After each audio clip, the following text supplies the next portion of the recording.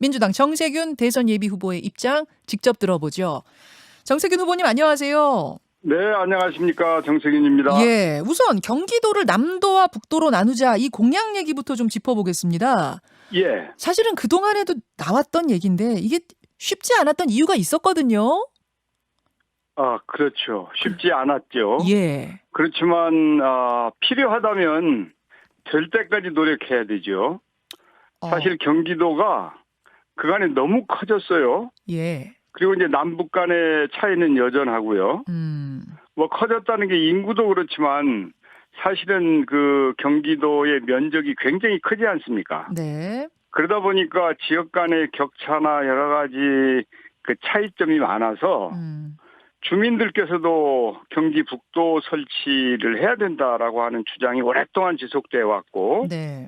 이제 아직까지 성사는 되지 않았습니다만은 그 불씨가 꺼지지 않는 것은 그만큼 필요성이 높다는 얘기로 봐야 되겠죠. 그렇군요. 근데 경기 북부에는 이제 군사 시설이 많고 또 자연환경도 좋기 때문에 수도권 정비보호법에다가 또 군사시설 보호법까지 겹치면서 발전이 안 될 수밖에 없었던 그런 상황인데 북도가 따로 독립한다고 해서 그걸 풀 수 있는 규제가 아니지 않느냐 이런 얘기들이 많은데요.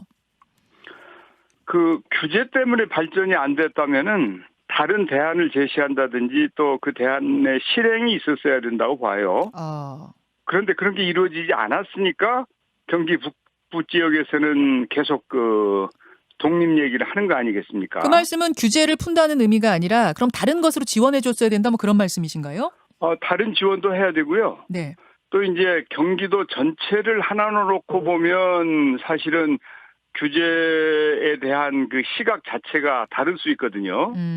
그런데 북부가 따로 그 분리를 하게 되면 또 거기에 맞는 맞춤형 그 규제도 가능할 수 있다 이렇게 봅니다. 맞춤형 규제라는 건 어떤 의미일까요? 조금만 더 설명해 주신다면. 지금 이제 경기도가 남부와 북부 차이가 심하지 않습니까? 예. 그런데 경기도 전체에 대한 규제를 남부 따로 북부 따로 하는 것이 그렇게 쉽지 않아요. 그렇다고 시군별로 할 수도 없는 것이고요. 예.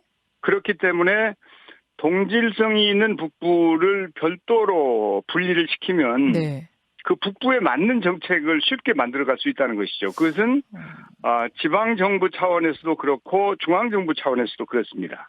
그 이재명 지사 측은 예.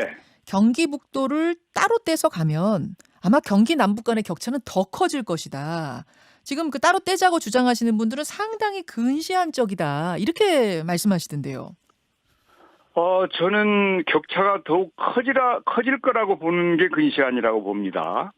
원래 지자체가 자체적인 역량에 더해서 중앙정부로부터 보통 교부세 같은 지원을 받지 않습니까? 예. 그래서 만약에 북부가 분리가 된다면 그 북부의 특성에 맞게 중앙정부로부터 지원을 받을 수가 있죠. 그렇기 때문에 꼭 이 분리된다고 해서 손해를 볼 거라고 하는 것은 적절치 않은 판단입니다. 주말 사이에 경기도 관련 이슈가 하나 더 터졌어요. 뭐냐면 경기도에서는 5차 재난지원금을 경기도민 전체에 주겠다. 다시 말해서 정부가 주지 않기로 한 그 소득 상위 12% 국민 그들에게도 경기도 차원에서는 똑같이 지급하는 쪽으로 검토를 하겠다. 뭐 이런 이야기가 나왔습니다. 여기에 대한 입장은 어떠십니까?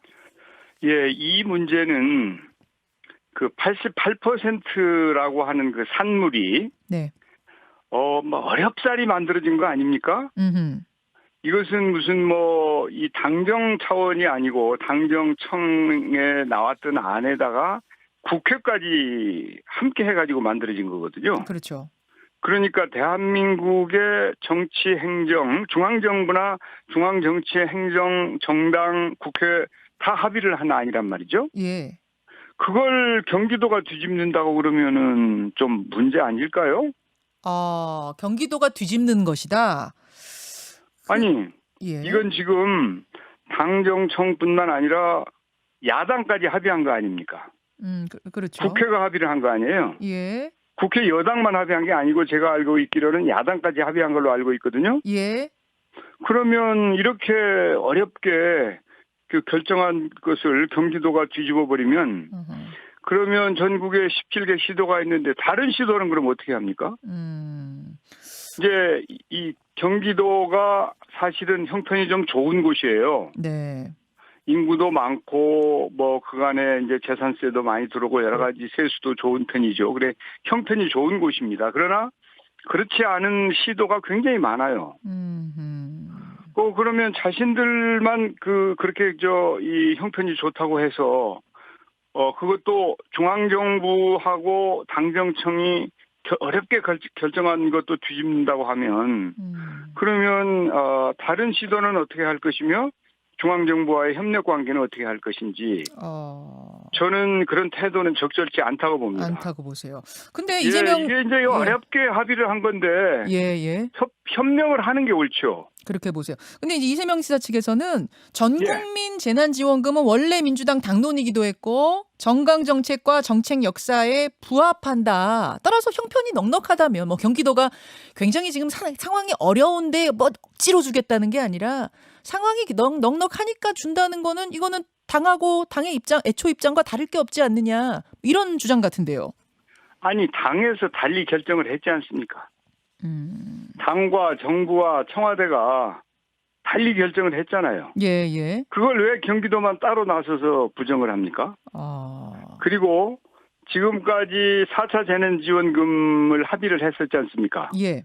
그 과정을 생각해 보면 굳이 이렇게 경기도만 따로 뭘 하겠다고 하는 것은 온당치 않다고 저는 봅니다. 일종의 그럼 경기도만 이렇게 함으로써 뭐 여당 죽이기, 뭐 위화감 조성 이런 거 뭐 갈라치기 이런 게 되는 이런 부작용을 낳을 수도 있다고 보시는 거예요?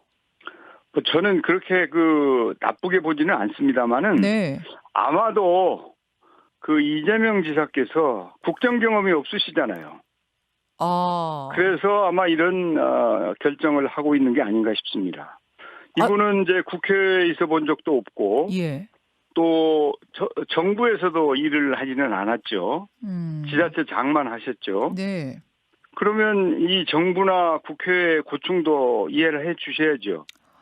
아니 국회와 정부와 청와대가 합의를 했는데 그것도 존중하지 않고 그냥 일방통행하겠다고 하면 그러면 국정이 어디로 가겠습니까? 예. 알겠습니다. 지금 이 상황 속에서 기본소득을 놓고도 조금 이 당내 논란이 있어요. 무슨 말이냐면 재난지원금은 일회성이지만 이 일회성 재난지원금 말고 기본소득을 놓고는 어떤 논쟁이 있냐면 민주당 싱크탱크죠. 민주연구원 대선정책기획안에 생활기본소득이 들어갔습니다. 이걸 두고 어제였습니다. 최재성 전 정무수석이 맹비난을 했어요. 특정 후보인 이재명 지사의 기본소득이 어떻게 당론이 될 수 있느냐.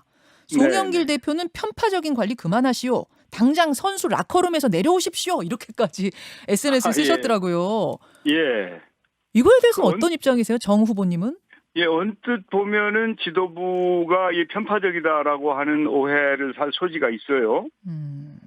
그런데 이 부분에 대해서 노웅래 민주연구원장이 설명을 했어요. 그래서 이것과 이재명 후보의 기본소득과 꼭 일치하는 것 같지는 않아요. 서로 이제 이 상관관계가 있다고 볼 수도 있지만 꼭 그걸 얘기하는 것 같지는 않은데 그럼에도 불구하고 경선 초반에 지도부가 좀 편파적이라는 오해를 샀었거든요. 그런 걸 생각하면 남은 경선 기간 동안에 오해를 살 수 있는 일은 일체 하지 않는 게 옳다. 만약에 심판이 공정하지 않다고 판단한다면 그거 어떻게 되겠습니까? 그래서 저는 지도부는 이런 분란을 또 일으키지 않는 게 좋겠습니다. 이게 그러니까 일부러 어떤 편파적으로 도우려고 생활기본소득이라는 걸 넣었다고는 생각하지 않지만 오해의 소지는 있다 이렇게 보시는 거예요. 그렇습니다. 그럼 빼야 된다고 보세요? 이 공약집에서?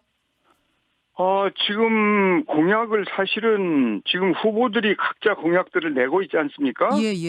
그러면 경선을 하는 과정에서 공약이 나오겠죠. 거기서 공감대가 만들어지는 부분도 있고 아주 좋은 공약이 나오면 설령 후보가 다른 후보가 되더라도 그걸 채택하는 게 좋지 않겠습니까? 그러니까 현재 민주정책연구원은 무슨 아직 후보 경선이 이제 바로 시작했는데 그 본인들이 이제 정책 그 공약을 내놓는 것은 좀 너무 이르지요. 부지런하게 하는 건 좋은데 내부적으로 예. 조용히 연구해서 후보가 되면 후보에게 제시할 수 있는 공약을 준비만 하면 되는 것이지. 네. 뭘 이런 걸 해가지고 밖에다가 내놓고 해서 분란을 일으키는 것은 지혜롭지 못한 태도라고 봅니다. 알겠습니다. 지금은 때가 아니다. 이거는 오해 살 수 있는 타이밍이다. 지금 이런 말씀을 하시는 것 같습니다. 예, 그렇습니다. 예. 정세균 후보. 그냥 조용하게 준비만 하면 되는 거예요. 그렇게 당연히 준비는 안 하면 안 되죠. 그러니까 준비로서 이걸 했다. 지금 이렇게 민주연구원에서 얘기를 하는 건데. 아니 왜 그걸 발표를 하냐고요. 조용히 준비만 하면 됐지. 알겠습니다. 쓸데없이 오해를 살 수 있는 일을 왜 하는 거냐 이런 얘기죠. 예. 그래서 마치 민주당은 계속 이런 분란 저런 분란 후보 간의 분란이 일어나는 정당처럼 보여지면 예. 그러면 국민들께서는 실망하실 거 아닙니까? 알겠습니다. 예. 정세균 예비 후보 지금 여러분 만나고 계십니다. 근데 정 후보님 조금 전에 이제 이재명 지사의 그 재난지원금 이야기 나누다가 국정을 그분이 안 해보셔서 국회 경험도 없고 지자체 행정만 하셔가지고 그런 좀 이 판단 착오가 있는 것 같다 이런 취지의 말씀을 하셨어요.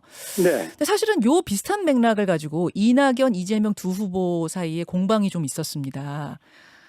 소 잡는 칼, 닭 잡는 칼 이제 논란이었는데 지금 정세균 후보님 말씀도 쭉 들어보면 이낙연 후보와 좀 비슷한 취지의 말씀을 하신 것 같아요. 이재명 후보가 국정 경험이 없는 부분, 중앙 무대에서 활동해본 경험이 없는 부분을 조금 지금 지적하신 것 같은데 이재명 지사 측에서는 아니 소 잡는 칼 갖고 있으면 뭐하냐, 닭도 제대로 잡지 못하면서 즉 중앙 무대에서 뭐 총리 해보시고 이런 거 해보시면 했으면 뭐하냐, 작은 것도 제대로 못하시지 않았느냐, 뭐 이런 좀 따끔한 비판으로 들리거든요. 어떻게 답하시겠어요? 예. 아니 못했으면 문제가 있죠. 잘 하셨어야죠. 누구든지 간에.